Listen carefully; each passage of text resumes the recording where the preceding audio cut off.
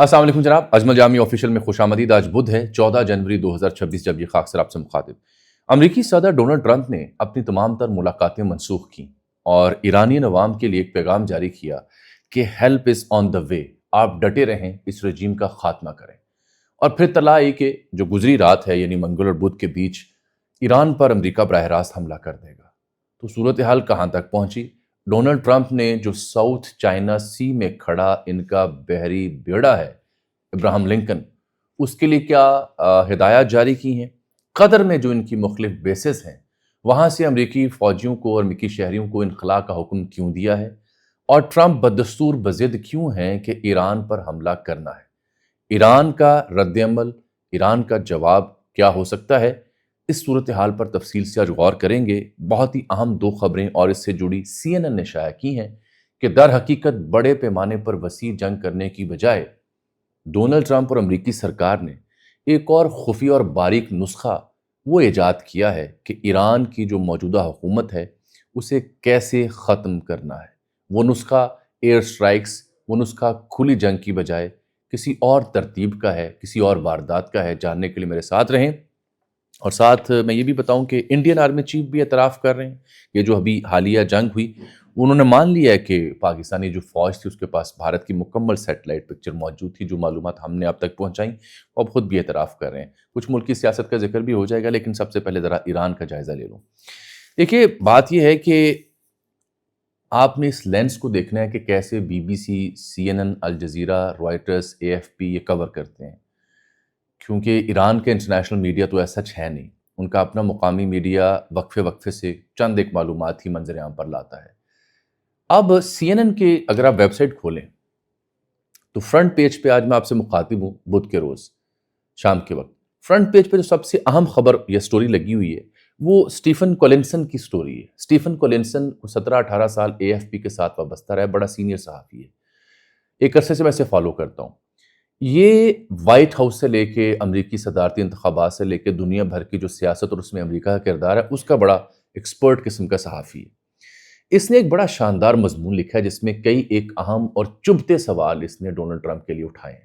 خبر میں آپ کو دوں گا وہ بحری بیڑے کو موو کرنے کے لیے اور ایران پہ حملہ کیسے کرنا ہے، وہ خفیہ طریقہ کیا ہے، لیکن ذرا پہلے اس شخص کے سوال سن لیں جو اس نے CNN پر لکھے، جو امریکی آڈینس اور دنیا بھر کے لیے اس نے اٹھائے، کیونکہ پورا امریکی میڈیا، ویسٹ کا میڈیا تو ون سائیڈڈ سٹوریاں دے رہا ہے نا جی، کہ ٹرمپ کا جو کہہ رہا ہے بالکل ٹھیک کہہ رہا ہے، ایران کو فتح کرنا ہے، رجیم کا خاتمہ کرنا ہے۔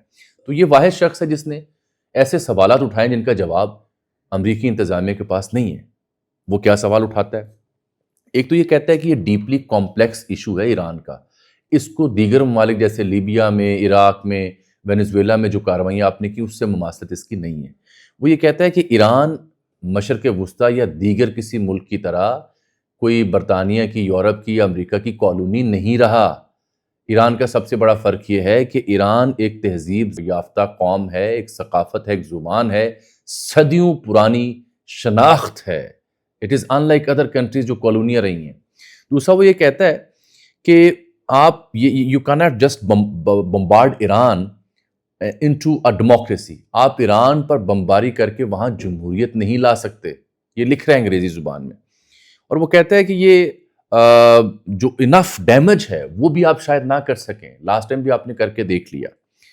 اس بیچ میں وہ نسخہ یہ دے رہا ہے، اور یہ میں نے بھی مختلف امریکی آؤٹلیٹس کو دیکھا، مختلف تجزیہ کاروں کو سنا، اور میں ایک خبر آپ کو اور دوں کہ کچھ چینلز کا یہ دعویٰ ہے جیسے NBC کا کہ اسرائیل سمیت عرب کے کچھ ممالک جو امریکی اتحادی ہیں انہوں نے ٹرمپ کو، امریکہ کو مشورہ دیا ہے کہ وہ لارج اسکیل ملٹری سٹرائک نہ کریں، اور یہ دلیل دی ہے کہ وہ ایران میں جو موجود حکومت ہے وہ اتنی کمزور ابھی نہیں ہوئی جتنا آپ سوچ رہے ہیں، جتنا میڈیا دکھا رہا ہے۔ اتنی کمزور ہوئی ہوتی تو وسیع پیمانے پر جو مظاہرے ہیں 100 سے زائد شہروں میں، 31 صوبوں میں، تو ابھی تک رجیم گر چکی ہوتی۔ تو یہ NBC نے کوٹ کیا ہے مختلف عرب ممالک اور اسرائیل کے حکام کو، گو کہ اسرائیل کچھ اور چاہ رہا ہے کہ یہ یہاں پہ اتنی کمزور ان کی رجیم نہیں ہوئی۔ تو اس بیچ میں یہ سٹیفن کولنسن نے جو خبر بریک کی وہ سب سے اہم ہے۔ اس کی دلائل اور اس کے سوالات میں آگے پوسٹ پون کرتا ہوں، پہلے اس کی دلیل میں دے لوں۔ وہ کہتا ہے کہ ان سب کو دیکھتے ہوئے ٹرمپ اور امریکہ اس نتیجے پہ پہنچ رہے ہیں کہ سائبر اٹیک کیا جائے۔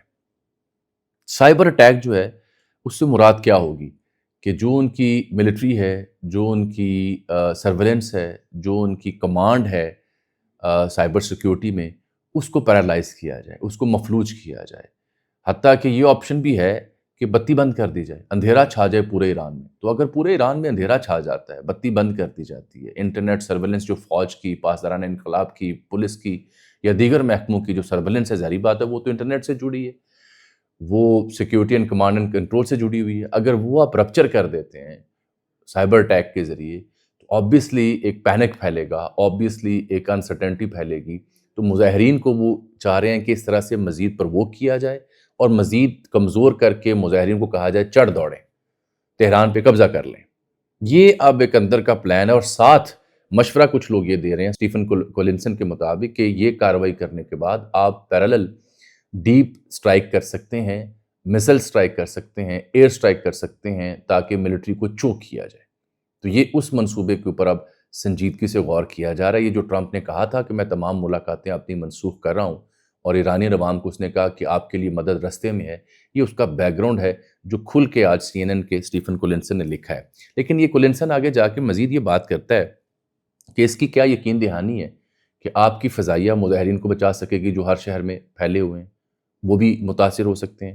پھر وہ کہتا ہے کہ جو امریکہ اور اسرائیل ہیں، یہ مل کے اگر میزائل حملے کریں سائبر اٹیک کے بیچ تو کسی حد تک نتائج نکل سکتے ہیں۔ آگے کہتا ہے ایران کی مذہبی قیادت کا اگر آپ خاتمہ کر لیں گے تو اس سے ایک اہم ترین نقطہ وہ یہاں یہ لکھ رہا ہے کہ اس کے دوران اور اس کے بعد امریکہ مخالف جذبات اور شدت سے بھڑکیں گے، جس کا مظاہرہ پچھلے 2-4 دنوں میں آپ نے ایران کی سڑکوں پر دیکھا۔ لوگ بھوک پیاس سے یا انفلیشن سے، مہنگائی سے تنگ ہیں، لوگ سسٹم سے عاجز آئے ہیں، لیکن لوگ امریکہ کی محبت میں گرفتار نہیں ہو رہے۔ وہاں ایران میں لوگ وہاں امریکہ کا کوئی لانچ شدہ رضا پہلوی یا کوئی اور باہر سے لایا بندہ وہ قبول کرنے کو تیار نہیں۔ یہ لکھ رہا ہے یہ تجزیہ نگار سی این این کی ویب سائٹ کے اوپر، اور توجہ دلا رہا ہے کہ اگر آپ سمجھتے ہیں کہ یہ جو مذہبی رجیم ہے، مذہبی قیادت ہے، اس کا اگر آپ خاتمہ کر کے تو کوئی من پسند کا بندہ انسٹال کر کے ایران میں حالات قابو میں لے لیں گے تو یہ آپ کی غلط فہمی ہے، ایسا بالکل نہیں ہونے والا۔ لوگوں کا رد عمل اس کے برعکس ہوگا۔ رضا پہلوی والے مشن کو اس نے ٹوٹل فلاپ شو قرار دے دی ہے، کیونکہ میں تو کہوں گا پنجابی میں ان تلوں میں تیل نہیں ہے، یہ تو فلاپ فلم تھی، اس لیے ٹرمپ نے بھی ہلکا ہاتھ رکھا۔ پھر کہتا ہے باہر سے اگر کوئی قیادت آپ نے لائی تو وہ بھی ناکام ہوگا۔ پھر آگے جا کے وہ کہتا ہے کہ جی جو اتھارٹی ہے ایرانین حکومت کی، یعنی جو ان کا حکم ہے، نظم ہے، وہ آپ کمزور کر سکتے ہیں ان کارروائیوں سے، جو سائبر اٹیک، احتجاج، مظاہرے اور ڈیپ ڈاؤن چھوٹے موٹے جو میزائل حملے ہیں اس کے ذریعے، لیکن فوری طور پر آپ رجیم چینج نہیں کر سکیں گے۔ یہ اس نے سی این این کے اوپر لکھا۔ آگے جا کے اس نے ایک المیہ بھی بیان کیا ہے۔ وہ کہتا ہے کیا امریکہ نے، کیا ٹرمپ نے یہ سوچا، اس کی جو مضمون ہے اس کا عنوان ہے The questions Trump must ask before striking Iran، وہ سوال جن کا جواب امریکی صدر ڈونلڈ ٹرمپ کو دینا ہوگا ایران پر حملہ کرنے سے پہلے۔ تو یہ لکھتا ہے کہ بالفرض اگر آپ نے ایران پر وسیع پیمانے پر حملے کر دیے، رجیم چینج کر دی، تو آپ جانتے ہیں 9-10 کروڑ کی آبادی ہے، آپ جانتے ہیں کہ یہاں سے پھر لوگ انخلا کریں گے، تو آپ جانتے ہیں کہ جب یہ لوگ انخلا کریں گے تو آپ کے جو اتحادی ہیں خطے میں، مشرق وسطیٰ کے ممالک جو جن کا فرقہ کچھ اور ہے، تو وہ سوال پوچھا کہ کیا ان مہاجرین کو یہ قبول کریں گے؟ جواب ہے نہیں۔ تو پھر ایک انسانی المیہ جنم لے گا، آپ اس کے لیے تیار ہیں؟ جواب ہے نہیں۔ وہ کہہ رہا ہے، ٹرمپ کو کہہ رہا ہے کہ گیدڑ بھبکیاں دینے کی بجائے پریکٹیکلی سوچو کہ ایران وینیزویلا نہیں ہے۔ وہ کہتا ہے کہ نکولس مادورو کو جیسے آپ کے لوگ گئے اسپیشل فورس کے، جا کے اسے پکڑا اور لے آئے، کیا یہ کام آپ ایران میں کر سکتے ہیں، تہران میں؟ وہ کہتا ہے بالکل نہیں، امپاسبل ہے، آپ میں اتنی جرت نہیں ہے۔ یہ لکھ رہا ہے۔ لیکن وہ یہ کہتا ہے کہ جو آپ کی اکثر نیوی کے جو بیڑے ہیں وہ وینیزویلا اور لیٹن امریکہ میں تعینات ہیں، تو اس چکر میں ساؤتھ چائنا سی میں جو آپ کا ابراہیم لنکن نامی بڑا بحری بیڑا اور کیریئر ہے، وہ ضرور آپ موو کر سکتے ہیں آس پاس۔ العدید جو قطر میں آپ کی بیس ہے، وہاں سے امریکیوں کے انخلا کا حکم دیا، لیکن وہاں پہ الرٹ بھی جاری کر دیا ہے۔ سعودیہ ہو، مشرق وسطیٰ کے ممالک ہوں، بھارت ہو یا دیگر ممالک، انہوں نے اپنے شہریوں کا ہے کہ انخلا کریں۔ یہ بھی اس بات کا ثبوت ہے کہ ٹرمپ نے کوئی پنگا کرنا ہے۔ لیکن جو ایران نے اعلانات کیے کہ ہم نے کوئی 280 قریب لوگ پکڑے، میں نے آپ کو ذکر کیا تھا نا موساد کے 600 لوگوں کا نیٹ ورک انہوں نے انرتھ کیا، لیکن 280 ایسے لوگ پکڑے جو کہ ایران کے بقول اسرائیل امریکی ایما پر، ان کی فائنینسز پر پرتشدد مظاہرے کر رہے تھے، فورسز پر حملہ کر رہے تھے اور جلاؤ گھراؤ کر رہے تھے۔ اس میں سے ایک شخص ہے جس کا نام ہے عرفان سلطانی، اس کو آج چونکہ بدھ ہے تو آج کے دن اطلاع ہے کہ اس کو پھاڑا جائے گا۔ ایران نے یہ طے کر لیا اور امریکہ نے کہا تھا کہ اس کو پھاڑا جائے، لیکن ایران نے یہ بات نہیں مانی۔ اس کا مطلب ہے ایران بھی اپنی مضبوطی کے ساتھ اپنے مشن پر قائم اور دائم ہے۔ تو بہرحال اس نے یہ سوال جب اٹھایا کہ ایک تضاد جس کی جانب اس نے اشارہ کیا، وہ ذرا دھیان سے سنیں۔ یہ کہتا ہے کہ امریکہ کو، ٹرمپ کو بڑی فکر ہے کہ ایران میں جمہوریت ہونی چاہیے، ایران میں جمہوریت لانے کو امریکہ بڑا بیتاب ہے، لیکن امریکی سٹیٹمنٹس اور امریکی مفادات اور امریکی عزائم میں تضاد یہ ہے، کھلا اور ننگا تضاد یہ ہے کہ ایران میں تو آپ کو جمہوریت سوج رہی ہے، لیکن کراکس یعنی وینزویلا میں جو اپوزیشن ہے، آپ نے نکولس مادورو کا خاتمہ کیا تو اپوزیشن باقی بچتی ہے، جس کا اعتراض تھا کہ جی جمہوریت نہیں ہے، دھاندلی ہوئی ہے، تو اپوزیشن کو آپ نے سائیڈ لائن پہ کر دیا وہاں پہ، اور خود اپنے آپ کو ایکٹنگ پریزیڈنٹ لکھ دیا وینزویلا کا، جو ٹروتھ سوشل پہ اس نے تصویر جاری کی۔ تو یہ اعتراض بھی یہ اسٹیفن کولنسن اٹھا رہا ہے کہ آپ کے کال فیل میں تضاد ہے۔ تو وہ کہتا ہے کہ یہ ہیوج رسک ہے، اور منگل کو ایک صحافی نے اس سے یہ سوال کیا کہ جب آپ حملہ کریں گے ایران پہ تو کیا مظاہرین محفوظ رہ پائیں گے؟ تو ٹرمپ کا جواب یہ تھا quote end quote, you never know do you, آپ نہیں جانتے کیا ہوگا، یعنی اس کو یہ بھی نہیں پتا کہ اگر یہ حملے کرتا ہے تو کیا مظاہرین اس کی زد سے محفوظ رہیں گے۔ اس نے کہا یو نیور نو، لیکن میں بڑا ایکسیلنٹ بندہ ہوں، میری بڑی اچھی اپروچ ہے، میرے حملے کامیاب رہتے ہیں، but you never know what happens, کیا آپ نہیں جانتے کہ کل کو کیا ہوگا۔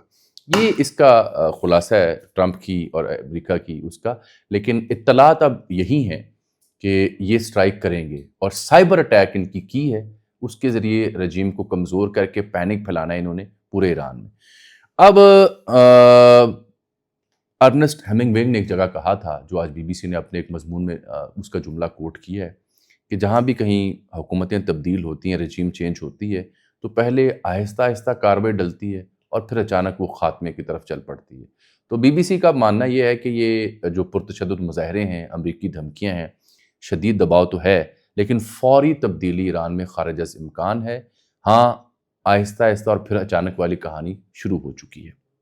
ایران میں جو کہانی برپا ہوئی نا ابھی تازہ، اس کی بنیادی وجہ بھی آج میں آپ سے عرض کروں کہ برطانیہ، جرمنی اور فرانس اور دیگر ممالک نے اس سال ستمبر میں وہ پابندیاں جو انہوں نے 2015 کی ایران کی نیوکلیئر ڈیل کے بعد ختم کر دی تھیں، وہ دوبارہ عائد کر دیں، جس کی وجہ سے صورتحال یہاں پہنچی کہ انفلیشن 42% پر چلی گئی، جس کی وجہ سے بے روزگاری اور معاشی مسائل میں اضافہ ہوا۔ تو اصل پنگا یہاں ہوا ہے۔